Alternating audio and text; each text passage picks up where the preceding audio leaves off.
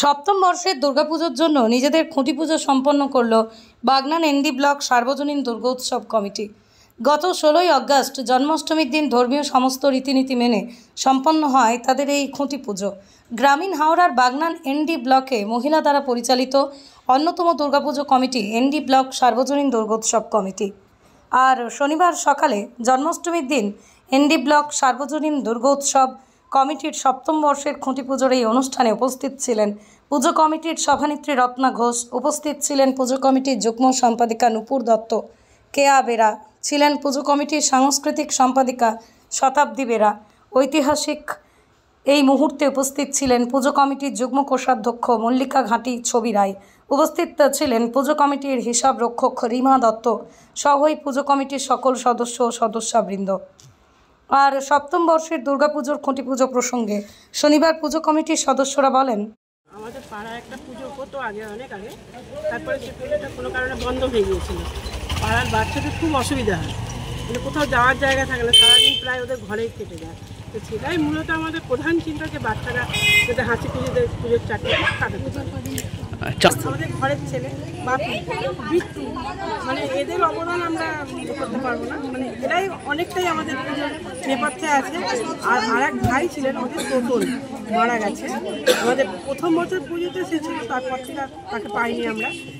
আরও মানে অনেক অবদান, পুজোটা করছি ঠিকই মহিলারা, কিন্তু পিছন থেকে আমাদের ঘরের ছেলেদের অনেক সহযোগিতা অবদান। আবৃত্তি, তারপরে গান থাকে, আমরাও সদস্যরা মিলে গান করি উদ্বোধনীতে, এবং অন্য দিনও থাকে। এছাড়া ধরুন যারা বস্ত্র বিতরণ থাকে, এই অনুষ্ঠান ভোগ বিতরণের অনুষ্ঠান থাকে। ভাবে আমাদের সব, মানে শুধু আমাদের সদস্যই নয়, গোটা এনডি ব্লকবাসীরাই ওই অনুষ্ঠানে মেতে ওঠে, সবাই মিলে খুব আনন্দ করে। আমাদের যে এনডি ব্লক মহিলা দ্বারা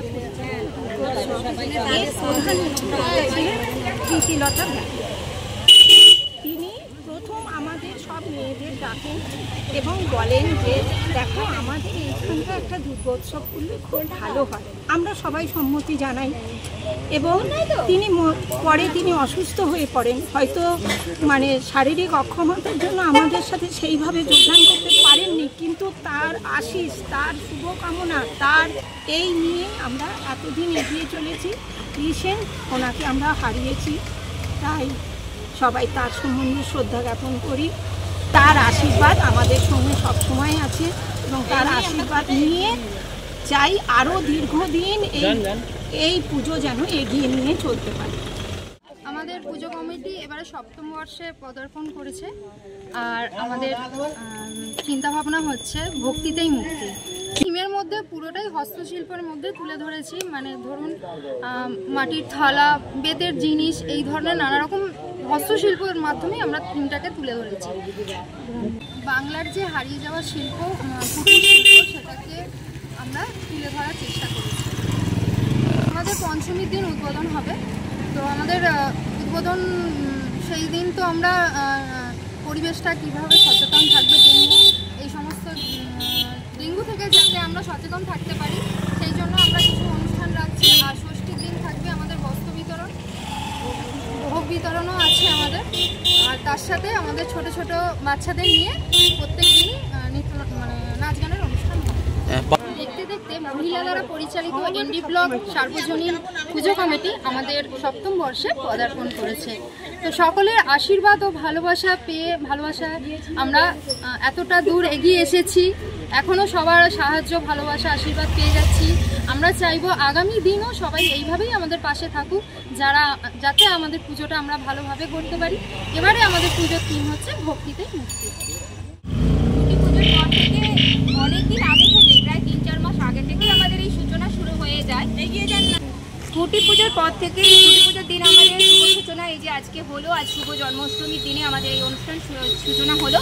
এরপর থেকে আমাদের প্রস্তুতি থাকবে তুঙ্গে, সবাই মিলে আমরা হাতে হাত রেখে এগিয়ে চলবো পুজোটাকে, যাতে আরও সুন্দরভাবে সুস্থভাবে করা যায়, যাতে কারোর ওপর চাপ প্রদর্শন না করে সবার একটু সহযোগিতায় সবাই একে অপরের হাত ধরে যাতে আমরা এই পুজোটার এগিয়ে নিয়ে যেতে পারি, এটাই আমাদের মূল লক্ষ্য থাকে।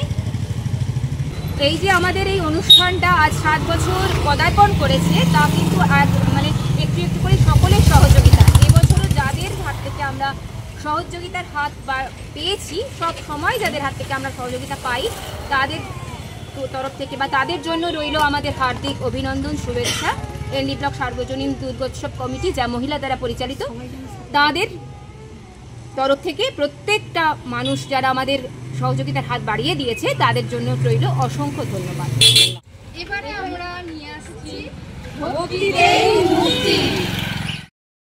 ব্যুরো রিপোর্ট, আমার কলম।